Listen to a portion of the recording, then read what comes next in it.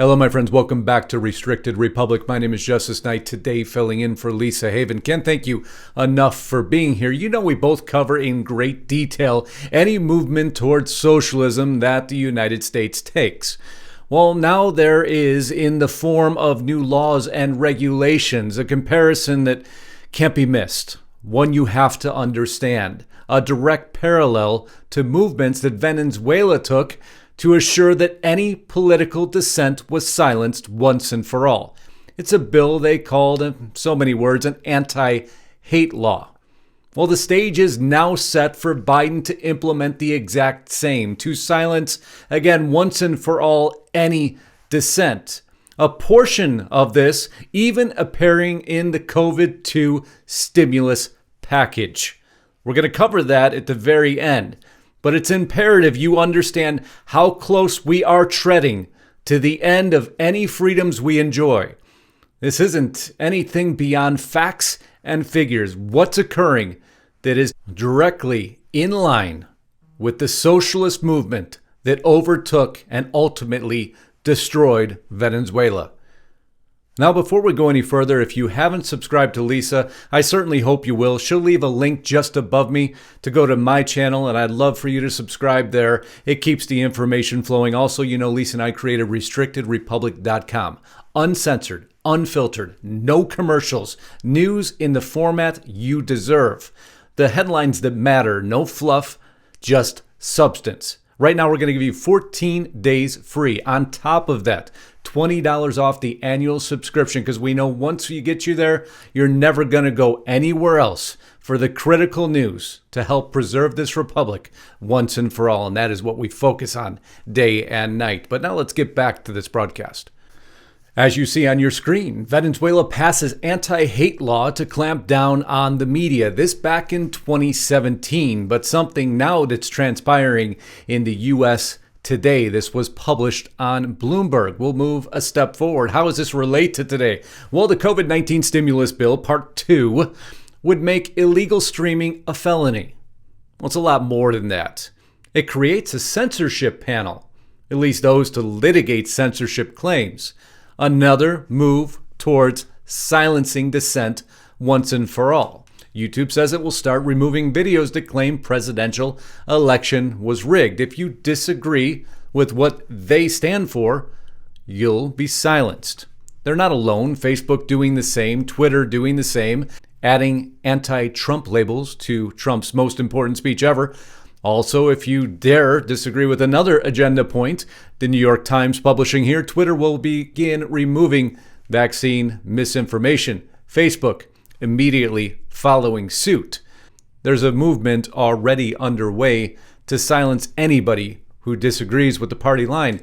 Now, this Reuters investigation, a huge article, appropriately titled Maduro's Muzzle at the very top. Venezuela, I'll go full screen, making it a little bit easier to read. Venezuela wields a powerful hate law to silence Maduro's remaining foes. And I propose the same thing is happening here, just dropping down in the article slightly. Francisco Belisario, a Venezuelan mayor, retired general, and member of the ruling Socialist Party, had enough. His loudest critic, local critic, had accused him of bungling the response to the coronavirus outbreak and other big problems. In August, he wrote a state prosecutor and requested an exhaustive investigation of his nemesis, Giovanni Urbanaja, a former lawmaker, who had become a gadfly to the mayor and other socialist office holders, and that was his mistake. They claimed he was inciting a ferocious smear campaign on Facebook and other social media, and for that he needed to be silenced immediately. Well, we have direct parallels happening here. Biden blames COVID-19 death toll on Trump. It is what it is because you are who you are. And for that, you should be silenced. But we'll go down just a bit further. Urbanaja not only defamed him and President Nicolas Maduro, the mayor wrote he violated Venezuela's law against hate, the law we're going to be covering today. The law passed in 2017, but rarely used before this year, criminalizes actions that incited hate against a person or group, charging Urbanaja with hate crimes. The mayor implored the prosecutor. Now, why is hate becoming such a relevant talking point? Well, even let's listen to Biden here. And one of his declarations he's already made. Charleston, South Carolina, and slaughtered a friend of mine, Clementi Pinckney, and 8 other parishioners. It was a hate unbridled, and it was poisonous, a poisonous expression of white supremacy that still infects our nation and many of our institutions. Strong words used by Biden, positioning what will be ultimately the politics of hate that he will follow through on. Now, moving forward in the article, days later, several dozen masked officers end up at Urbanage's home, arrest him for a chat, according to a letter and his wife, the mayor, stating in a text message confirming that they were seeking hate law charges against him. He defended the move, saying his foes' critics were unfair because the local coronavirus response is managed by the national health system, not by me. I had nothing to do with it, and you should not declare any of the kind against me. Trump's COVID misinformation is now mainstream, and winter is coming. Biden speaks of healing Americans metaphorically, but a similarly urgent and far more literal interpretation is also needed. The similarities could send chills up your spine. In an increasingly common maneuver, in a review of more than 40 recent hate crime law arrests, Reuters found that in each case, authorities intervened against Venezuela's who had criticized Maduro or other ruling party officials. Now, of course, nobody believes this is legal, but it's happening. It's what happens when you utilize or weaponize a hate law, as Venezuela did to silence their political dissenters, to silence anybody who they disagree with. YouTube removes clips of Rand Paul speaking on Senate floor, citing concerns he named Ukrainian whistleblower. Other very disturbing news, and his father, Ron Paul. YouTube has pulled an episode of the Ron Paul Liberty Report and issued a warning that any more violations will result in our not being able to put up more programs. The episode, what was it on? A report on the Trump rally that they declared was medical misinformation. Disagree with the party line, and you are silenced or you are vilified. Tucker Carlson, Democrats and media ghouls want to punish political opponents. Anybody who dared declare anything about this election, well, the new witch hunt has begun. And you've seen evidence of that running rampant. You've seen evidence in the past. Calls for Alex Jones to be arrested after speech about removing Biden. That's actually a new article. He's already been removed from Facebook, Spotify, Apple, anywhere else that he could have possibly been. But now they're calling for his arrest. You see, the anti-hate laws are already taking form, and they seem to be backed by a very powerful movement. But we'll go back to the Maduro situation. The law played an important role in a nationwide election this month. Maduro's opponents say by cowing critics who had been spoken out against and the government in a run-up to the vote. The election, widely considered a sham by the opposition, human rights groups, and most Western democracy. To anybody listening to this video on the YouTube side, this is talking about Venezuela now, just reading from a Reuters article. Western democracies finally gave control of the assembly and the last part of the national government not aligned with Maduro to his allies. He aligned everything. Parallels abound. The last hope in America, the Senate. Maduro's wielding the force of a state in a widening range of ways to tighten his grip on the power in the impoverished South American country, now in its 8th year of economic crisis. A statue we hope we do not follow in. To suppress dissent in poor neighborhoods, his government deploys special police, those generally of ex-criminals. Many would question now why in the United States so many criminals are being released. Judge orders California sheriff to release more than 1,800 inmates to combat spread of coronavirus. That is what the stories read. But it's happening everywhere. And why? Many people ask. Now with little effective opposition to challenge the hate legislation because Maduro's removed anybody who could oppose it. He's controlled the courts. He's changed the political system. He's weaponized the political system. Those of you familiar with what President Trump has gone through, Supreme Court rejects Texas lawsuit. Trump loses Wisconsin lawsuit. Trump loses Nevada lawsuits, Georgia lawsuits, Arizona lawsuits, Pennsylvania lawsuits. you'll see exactly how powerful a political system can impact everything. In a brief telephone interview, I know I told you, parallels abound, it's not hard to find these. I quote from the article, "The voices of violence, terrorism, and crime have been completely disarmed." The voices of violence, terrorism, and crime have been completely disarmed. Now, how are they classifying those you may know? Right-wing embrace of conspiracy is mass radicalization. You hear this everywhere in the headlines. They've put everybody already into categories, who they'll agree with and who they won't. Potentially for some future litigation, put it that way. One hate detainee was a university professor, one who succumbed to the Venezuela hate laws. And he went on Facebook to blame the collapse of the oil industry on Maduro's government, what ultimately led to much of Maduro's control.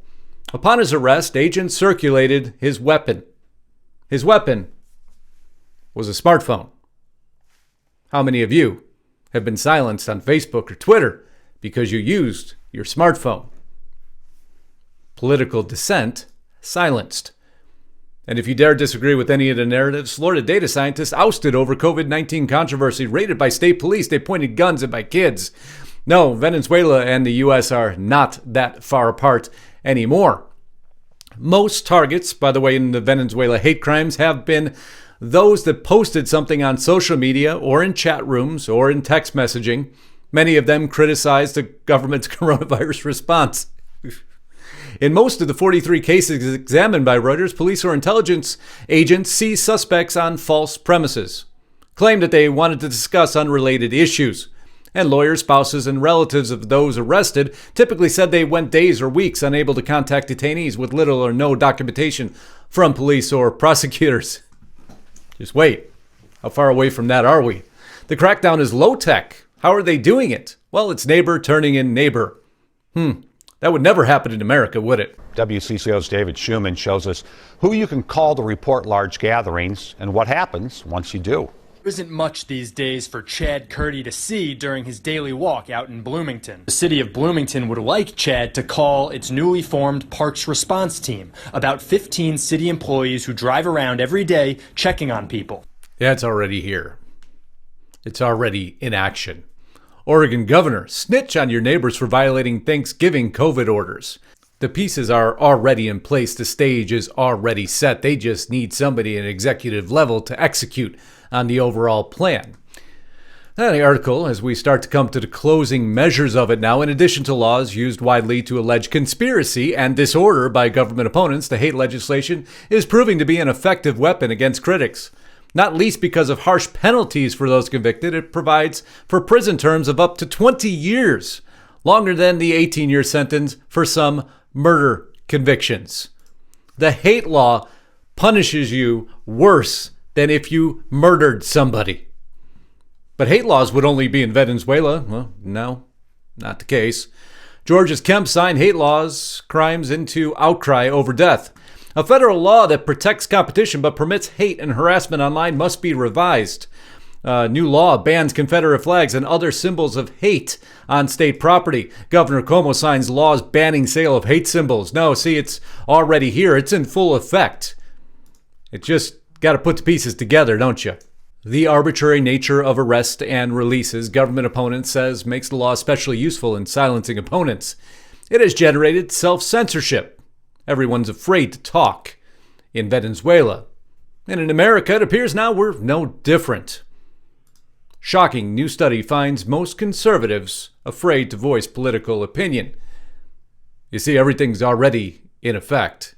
It's running directly parallel to the voices of violence, terrorism, and crime have been completely disarmed. That's the Venezuelan chief prosecutor, touting what these laws have done, how they have silenced this rampant violence, as he says in his article. And it is a badge of honor, these sanctions. Venezuela's peace is guaranteed. All the talking points that you will soon be hearing, and in many ways you already are. Everything was centralized. All instructions came from Maduro. Long live the homeland, he said, as he pushed out that final set of any dissenters. And how did he do that? Well, he packed the court. And what is the biggest discussion point right now? Readers react. Will Biden try to expand the Supreme Court? Like Maduro, will he take full authority over all branches of the government, allowing these new regulations to be put in place, these hate laws? The law that even in Venezuela is vague. Opponents objected. Everybody believes and knows it's absolutely unconstitutional. Banning conduct such as promoting national hate without clearly defining it. It's 6 pages, and 25 articles of text are mostly a tract on peace, tolerance, democracy, and other values it ostensibly aims to protect. The legislation doesn't specify what action, statements, or other behaviors constitute hate. For those of you who publish on any of the social media platforms, you'll understand exactly how a lack of delineation of what hate is can be very confusing, like walking through landmines blindfolded. Maduro's pushed back after opposition legislatures in March said the government was ill-prepared for coronavirus. The president, in his speech, said they were seeking to torture Venezuelan minds. He accused them of manipulating the pandemic for political purposes. Within days, prosecutors ramped up use of the hate law. The peace of the republic is seriously threatened.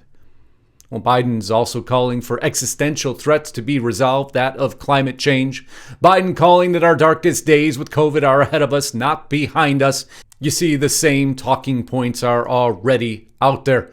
We voted out racist rhetoric. Now we need to end the white supremacist terror threat. Biden must make this a national priority. And if you dare question Joe, well, hopefully you remember what you get. And you are actively trying to diminish your Second Amendment right and take away our gun. You're forced. Now, shush. Shush. I support the Second Amendment. The Second Amendment, just like right now, if you yell fire, that's not free speech. I'm not taking your gun away at all. You need 100 rounds. So when you were in Veto and you said you're going to take our guns, I did not say that. That's not true. I did not say that. It's a viral video. It's a viral video like the other ones they're putting out that are simply a lie. Your voice, you said that you're taking the guns. Well, he did. Don't worry, a viral video they'll remove because it documents exactly what he said. You heard him say, "You're full of blank. Hush up. Be quiet." He also goes on to say, "Don't be such a horse's behind." I mean, that's what happens when you disagree with Joe Biden. We can listen in a little bit further here. Well, he just clarified it. Wait.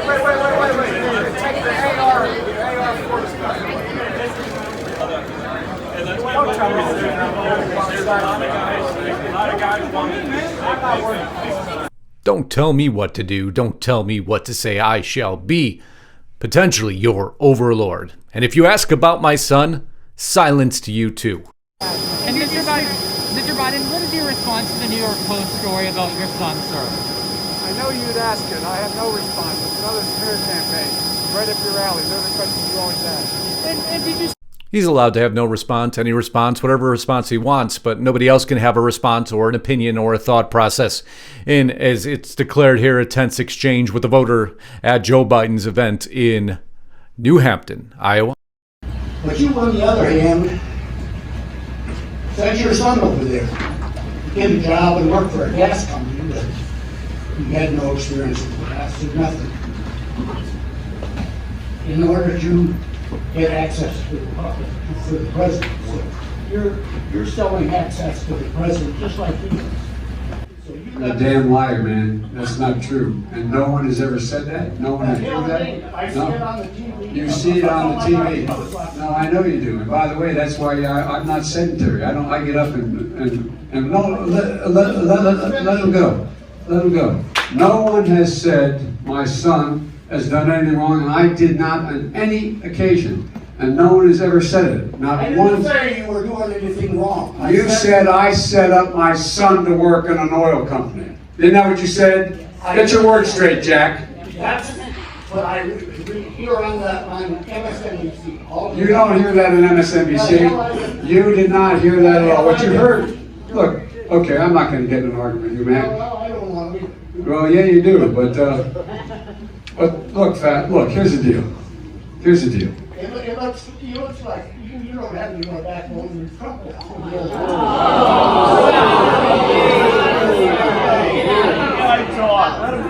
Any other questions? Any other questions? Because I certainly don't want to hear this one.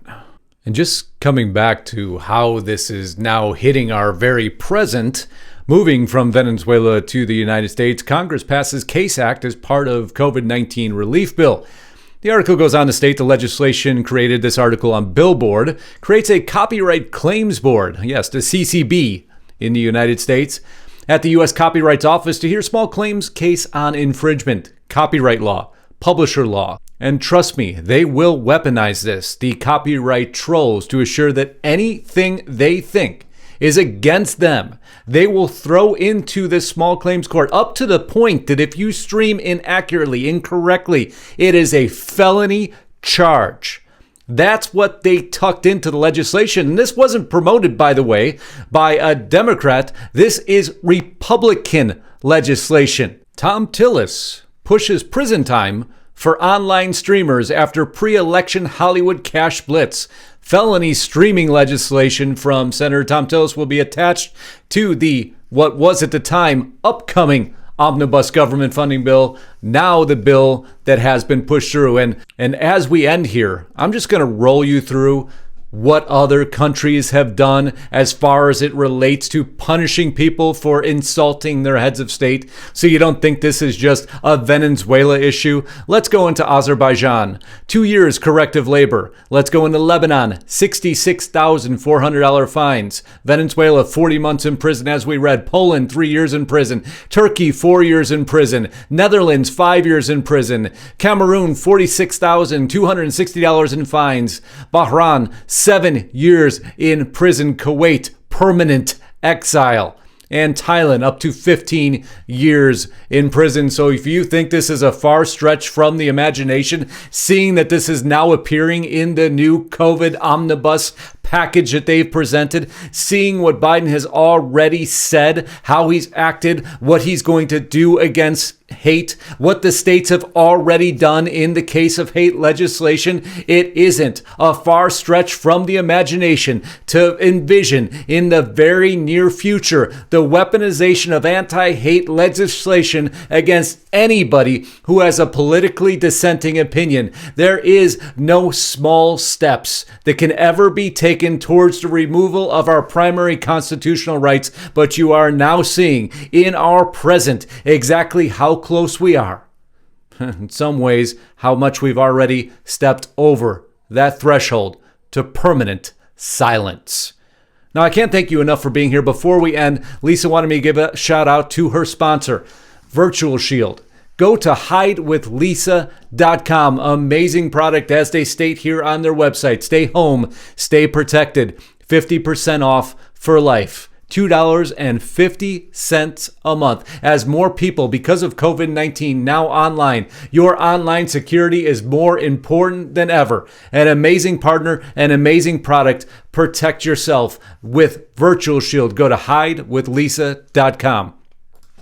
And if you haven't subscribed to Lisa, I hope you will. If you haven't subscribed to me, I certainly hope, again, you followed that link initially. Lisa will also put a link below in her description box. We both can't thank you enough for being here to bring you this very important message so you can prepare and talk to your local and state legislatures to make sure that they stop what they are doing to this great republic. Until next time, Godspeed and God bless. On behalf of Lisa filling in for her today, Justice Knight, signing out.